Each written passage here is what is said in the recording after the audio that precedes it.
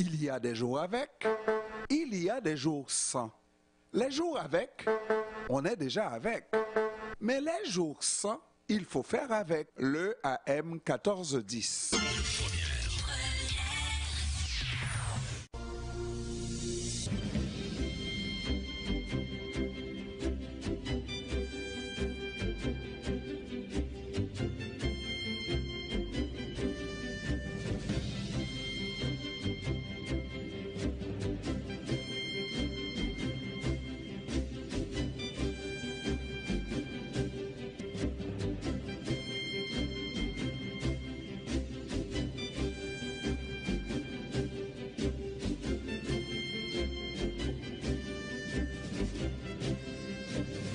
16h34 avec nous Gabriel Giguère, analyste de politique publique à l'IEDM.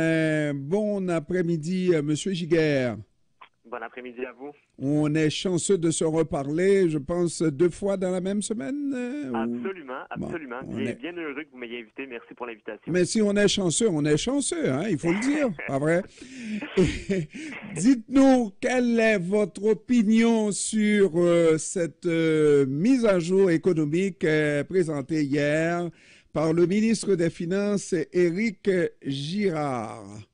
Alors, ce qu'on constate dans cette mise à jour économique, c'est que le ciel économique du Québec s'assombrit. On constate une diminution dans la projection de croissance du développement économique. On passe de 1,4 à 0,7 une baisse des revenus liés à la fiscalité des particuliers et des entreprises. Alors, le ciel s'assombrit, mais malgré ça, le ministre Girard prend la bonne décision en gardant le cap vers l'équilibre budgétaire dès 2027-2028. Et ça, c'est un élément très important dans ce budget. L'équilibre budgétaire en termes économiques, c'est la démarche à faire et on dirait une démarche sine qua non. Sinon, ça voudrait dire que l'économie va au diable ou chez le diable? Pas tout à fait, mais le problème, c'est que si, en fait, on n'a pas d'équilibre budgétaire ou du moins un horizon pour atteindre l'équilibre budgétaire, on s'endette constamment. Et c'est pas l'objectif. Évidemment, ce qu'on constate, c'est qu'il y a une hausse des taux d'intérêt. Tous les ménages le ressentent dans les paiements hypothécaires, dans les emprunts. C'est assez clair. Mais le gouvernement également le ressent parce qu'il emprunte lorsqu'il y a de la dette. Et il y a une augmentation entre le budget 2023 et la mise à jour économique d'hier de 400 millions de dollars en frais de dette. Essentiellement, c'est des intérêts sur la dette. Quand on pense à 400 millions, pour imaginer ça, là, on pense à l'équivalent de la ville de Mirabel, là, 65 000 contribuables que ça prend pour payer le 400 millions. Par contre, c'est pas tout. Le 400 millions, il s'additionne avec ce qui était déjà projeté en mars 2023, à savoir 9,5 milliards. Donc, essentiellement, les Québécois et les Québécoises devront payer 9,9 milliards de dollars en intérêts sur la dette. Et ça veut dire que des gens comme moi, vous êtes plus jeune, vous allez devoir vous casquer pour payer. Des gens comme moi, plus vieux que vous, on n'aura pas payé cette dette-là, n'est-ce pas? Et ça va venir sur le dos des jeunes générations. C'est un point qui est central et je suis content que vous l'avez souligné parce que c'est une forme d'inéquité intergénérationnelle. Parce que, étant donné les largesses des dépenses passées, c'est les générations d'aujourd'hui et futures qui écoperont de cette hausse de cette dette très élevée et des paiements sur l'intérêt qui vient avec. Parce que, comprenez-moi bien, le 10 milliards qui augmentera avec les années s'il n'y a pas de saine gestion des finances publiques, c'est de l'argent qui ne pourront pas être investis en santé, qui ne pourra pas être investi en éducation, ou simplement qui ne pourra pas être dans la poche des gens, notamment dans un contexte de hausse du coût de la vie. C'est important là, de ne pas s'endetter indûment et de viser l'équilibre budgétaire pour les prochaines générations. Alors, il y a juste un petit bémol qu'il faudrait mettre. compte tenu, vous avez mis la table pour la situation du Québec de manière très générale. On est tous d'accord que le ciel s'est assombri depuis les 2 années de pandémie au moins. Hein, la pandémie ayant le dos large toujours, n'est-ce pas? Bon. Peut-être les mauvaises décisions qui ont été prises avant la pandémie, ça n'a pas aidé. Cela dit, il reste et demeure qu'il y a une situation extrêmement grave et on se demande est-ce qu'on peut continuer comme ça si on n'a pas un geste de bonne volonté vis-à-vis de ces gens qui aujourd'hui travaillent et qui sont obligés pour joindre les deux bouts d'aller à des soupes populaires, là. Est-ce qu'on peut arrêter au nom de la sainte équilibre ou le saint équilibre budgétaire, n'est-ce pas? Oui. Et laisser les gens continuer à aller à la soupe populaire, même ceux qui travaillent, là? Ben, écoutez, c'est important de comprendre qu'actuellement, l'équilibre, c'est difficile pour les gens, vous l'avez dit, la hausse des taux d'intérêt a un impact, et un impact également sur les finances du gouvernement. C'est important que le gouvernement maintienne l'équilibre budgétaire. Il peut y avoir des programmes qui sont très, très ciblés, pas des programmes qu'on a vu au niveau fédéral avec des choses comme la PCU qui n'étaient pas du tout ciblées. On veut des programmes ciblés, c'est important, mais essentiellement, en maintenant le cap sur l'équilibre budgétaire, on s'assure de ne pas endetter la population et d'avoir beaucoup moins de ressources pour investir en santé ou en éducation. Une autre chose aussi qui pourrait aider, c'est d'avoir une rigueur budgétaire élevée, donc un équilibre budgétaire plus rapide pour potentiellement avoir une baisse d'impôts et que les gens en aient plus dans leur poche, comme on a vu, ça fait pas très longtemps par le gouvernement provincial. Donc, il y a des manières de faire, mais elles passent toutes et toutes par une rigueur budgétaire qui passe inévitablement à notre sens, du moins, vers l'équilibre budgétaire de 2027-28. Et c'est en ce sens qu'on pense que le gouvernement Legault et le ministre des Finances prend une bonne décision en maintenant le cap. Par contre, et je dois le souligner, n'allons pas croire que le gouvernement Legault ne dépense pas. Là. Écoutez, entre 2019 et aujourd'hui, ce qu'on constate, c'est qu'au départ, en 2019, les dépenses étaient 106 milliards. Aujourd'hui, on a franchi un cap historique. On dépasse le 150 milliards de dollars de dépenses au Québec. 150 milliards de dollars par année budgétaire. C'est ça. Ouais. C'est une première fois dans l'histoire du Québec et il y a lieu de le souligner parce que on peut entendre des fois le gouvernement ne dépense pas. Pas tout à fait, là. Est-ce que cette augmentation ne se justifie pas par l'augmentation de la population? Est-ce que ça ne justifie pas par le fait que cette population qui augmente amène beaucoup plus de taxes dans les coffres du gouvernement? Est-ce que cette cette augmentation ne se justifie pas par un gouvernement? Se justifier peut-être, c'est un mauvais verbe, un gouvernement qui veut faire des programmes d'infrastructures extraordinaires, n'est-ce pas? Veut faire un autre Bay James, veut créer un autre, parce qu'on nous dit, c'est vous qui vous l'avez dit la dernière fois, là, l'électricité que ça va prendre pour la population du Québec, c'est un autre Hydro-Québec que ça prendra. Et ça coûte des sous, ça, là. Tout à fait. Par contre, encore en 2020, Hydro-Québec parlait de large surplus. Alors, les grandes dépenses de 2020, 2019, même 2021, c'était pas du tout lié à cette dynamique-là. Ça, c'est une dynamique qui est future. Hein. Vous parlez du nouveau plan d'Hydro-Québec, puis c'est une chose. Certes, il y a des dépenses qui sont liées avec le vieillissement de la démographie. On a fait une étude l'année dernière qui démontre très clairement que malgré le taux d'inflation, la croissance de la population, le vieillissement démographique, Québec dépense beaucoup plus que ce qu'il devrait dépenser, et donc de maintenir le cap vers l'équilibre budgétaire par le gouvernement et le ministre des Finances. On pense vraiment que c'est une bonne chose parce que ça aurait peut-être pu ne pas être le cas, mais on a décidé de faire preuve de modération en matière de dépenses et ça vaut très certainement la peine d'être salué ici. Et je suis d'accord avec vous, mais Ceci n'empêche pas cela, parce que je veux toujours mettre en opposition l'ajout de programmes sociaux lorsqu'il s'agit de besoins urgents d'une population à genoux presque, n'est-ce pas? Quand on parle de gens qui travaillent et qui sont obligés d'aller à la soupe populaire pour joindre les deux bouts, n'est-ce pas?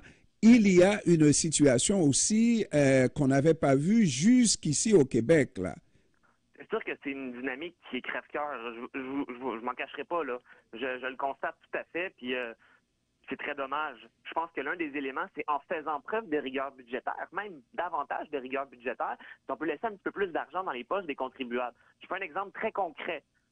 Il y a plusieurs subventions massives à des entreprises privées. Pensons notamment à Nordvolt. Le gouvernement du Québec c'est commis en quelque sorte à verser l'équivalent de près de 3 milliards. À partir de 2027, c'est 416 millions par année. Je pense que c'est important de remettre ça en perspective puis de dire un instant pour les subventions des entreprises, là, si le gouvernement peut réduire les dépenses à cet égard et laisser de l'argent dans les poches des contribuables, c'est une bonne mesure. Parce qu'on est d'avis ici que c'est la personne, hein, le citoyen, c'est mieux que le gouvernement comment gérer son argent. Et donc, si ça ne quitte jamais sa poche, c'est une chose qui est bénéfique non seulement pour les Québécois et les Québécoises, mais pour la société en général. Moi, je suis d'accord parce que quand je vois des analystes de politique publique aller toujours dans le même sens à critiquer un gouvernement qui présente ou un budget ou alors une mise à jour du budget, ça me dit que c'est des gens peut-être dans l'opposition, alors que normalement, on devrait être un tant soit peu neutre et applaudir quand il faut applaudir.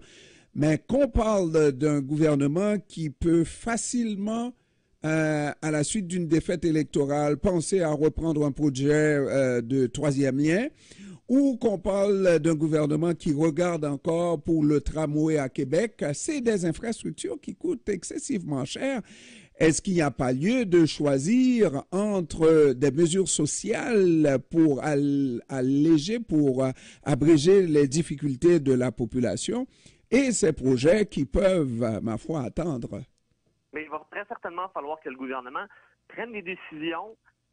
C'est sûr que si on fait tout en même temps, c'est potentiellement des déficits. Donc, on va très certainement s'assurer de lire le budget, le prochain budget, et lorsque les décisions seront prises, on va être vraiment en mesure de voir quels seront les coûts réels, parce que vous le savez, l'inflation a un impact sur les coûts actuels. Donc, c'est difficile à prévoir en avance. Mais vous avez raison de dire que des fois, il faut donner j'ai envie de dire un pouce, ou plutôt de dire félicitations au gouvernement. On est capable d'être critique lorsque c'est des décisions qui nous semblent ne pas être de la meilleure décision après notre analyse, mais lorsque l'on regarde la dynamique actuelle de l'économie qui s'assombrit au Québec, de garder le cap, c'est tout à fait quelque chose à mentionner. Même pour ce qui est d'Hydro-Québec, hein, la dernière fois qu'on s'est parlé cette semaine, j'ai également dit que, bon, il y a des choses à changer, mais globalement, le plan était bon. Donc, c'est important de le dire quand ça va bien. C'est très important également de le dire quand les choses peuvent s'améliorer. Absolument, et je suis d'accord avec vous. Dites-moi, dernière question, comment est-ce que on puisse parler d'un ciel qui s'assombrit au Québec et parallèlement l'entreprise, les industries manufacturières, presque toutes, partout, on manque de main-d'œuvre au Québec et il me semble que lorsqu'on on manque de main-d'œuvre, c'est parce qu'on a atteint quasiment le plein emploi. Et quand il y a le plein emploi, ça veut dire que ça va bien, Madame la Marquise? Essentiellement, ce qu'on voit, c'est qu'au Québec, on a une dynamique qui est structurelle au niveau de la main-d'œuvre, avec le vieillissement de la population. Il y a un impact définitivement sur le marché de l'emploi, donc vous l'avez dit, mais l'activité économique qui est réduite dans les projections fait en sorte que la croissance est moins importante, là, la question de la consommation, parce qu'essentiellement, les hauts taux d'intérêt affectent non seulement les entreprises dans leurs investissements qui pourraient être moins importants, parce que plus cher, essentiellement le taux d'intérêt élevé, c'est le coût de l'argent est plus élevé, parce que lorsque l'on paie les frais sur l'emprunt est plus élevé, hein, les taux d'intérêt, donc c'est comme ça pour les ménages, c'est comme ça pour les entreprises, et donc l'économie est moins dynamique en quelque sorte, ce qui explique la baisse la baisse de la projection en matière de croissance économique. Mais encore une fois, pour la question de l'emploi, on parle vraiment d'une dynamique qui est structurelle au niveau démographique au Québec, qui fait en sorte que, plus de personnes qui quittent le marché de l'emploi, qui rejoignent, et ça crée la question de la rareté de main-d'œuvre. Et puis j'ai le goût d'une petite dernière. C'est vrai, j'essaie de comprendre si on n'est pas en train d'atteindre, c'est-à-dire dans cette économie, toucher le non-sens. Non-sens dans le sens que aller chercher même la contradiction du système économique, dans le sens que oui, pour contrer l'inflation, on augmente les taux d'intérêt, même si par ailleurs on voit que les gens en arrachent, des gens qui travaillent ne peuvent plus joindre les deux bouts et demandent des soupes pour en arriver, n'est-ce pas? Ont de la difficulté à prendre soin de leurs enfants. Il y a de plus en plus de personnes démunies, de personnes assistées sociales, mais plus, je parle de ces gens qui sont des sans-abri. C'est une misère. On vit dans l'opulence, mais dans la misère en même temps. C'est contradictoire, non? Une dynamique, c'est sûr que c'est difficile. Hein? La hausse des taux d'intérêt affecte plusieurs personnes. Quand on pense à ceux qui ont acheté une maison tout récemment avec des taux d'intérêt élevés, ceux qui doivent renouveler leur paiement hypothécaire, c'est difficile, absolument. Mais les mesures pour aider ces gens-là vont dans le sens contraire. On augmente les taux d'intérêt. Absolument. La dynamique actuellement, étant donné qu'il y a une inflation qui est persistante et qui fait mal, là, disons-le, lorsqu'on a vu en 2022 des taux d'inflation de plus de 8 % au Québec, notamment en juin 2022, et qu'on va à l'épicerie la semaine d'avant, le produit est à 20 sous de plus, mais on réalise que dans le fond, c'est tous les produits qui augmentent mois après mois. Alors, est-ce que le système est en train de toucher sa contradiction, le système économique, je dirais mondial? Est-ce que nous sommes en train de toucher la contradiction du système? Pas tout à fait, en fait. Je ne crois pas que c'est une question de contradiction. C'est plutôt malheureusement, la hausse des taux d'intérêt vient corriger, plutôt vient restreindre, calmer le feu de l'inflation. Donc, faire plus de pauvres, plus de gens assistés social, plus de gens démunis dans une société riche? Pas tout à fait de faire plus de pauvres, mais c'est de regarder et de dire il y a un coût excessivement élevé à l'inflation. Hein, l'argent qu'on met à la banque, elle vaut moins année en année à cause de l'inflation. On perd du pouvoir d'achat et malheureusement, un haut taux d'inflation élevé touche très, très fort la population. L'alternative, qui est difficile également, c'est la hausse des taux d'intérêt, mais elle est incontournable dans la mesure où sinon on accepte que la valeur de l'argent diminue à vitesse grand V. Alors, ces deux mots, MAUX, on choisit le moindre? On choisit le moindre en faisant. On choisit le moindre en faisant toujours de plus en plus de milliardaires. C'est pas tout à fait ce que je veux dire. C'est plutôt que la dynamique, c'est qu'avec les hauts taux d'inflation, monsieur, madame, qui vont à l'épicerie comme vous, comme moi, constate la hausse, constate le prix à la pompe qui augmente. Et c'est en partie dû également aux grandes dépenses du gouvernement fédéral qui, à coût de milliards de dollars, est en déficit. Et ça a été corroboré également par la Banque du Canada. Parallèlement qu'on a vraiment plus de pauvres, de gens démunis, etc., il y a de plus en plus de milliardaires, de millionnaires, de milliardaires. Ce que je vous dirais essentiellement, c'est que la liberté économique que vous semblez faire allusion ou plutôt toucher est très bénéfique pour la prospérité d'une nation. Alors, je pense pas qu'on est dans une dynamique de paupérisation comme vous pointez, mais davantage, je vous dirais, plus globalement, évidemment, actuellement, c'est difficile, comme c'était difficile avec l'inflation en 2022, évidemment, avec les taux d'intérêt élevés, ça, je suis d'accord avec vous, il n'y a pas de débat sur cette question-là. C'est difficile actuellement. Sur la question du taux d'intérêt, c'est le moindre mal, bien que ce soit un grand mal. Je suis d'accord avec vous. Mais la question de la prospérité économique est directement liée avec la liberté. Gabriel Giguère, il faudrait qu'un jour vous viendriez nous faire un cours en direct à la radio parce que, et J'aimerais bien. qu'on puisse aller vraiment très loin. Essayer de voir, parce que moi, j'ai nettement l'impression qu'il faudrait éliminer ce système, en tout cas corriger le système économique. Et il y a quelque chose qui ne fait pas de sens.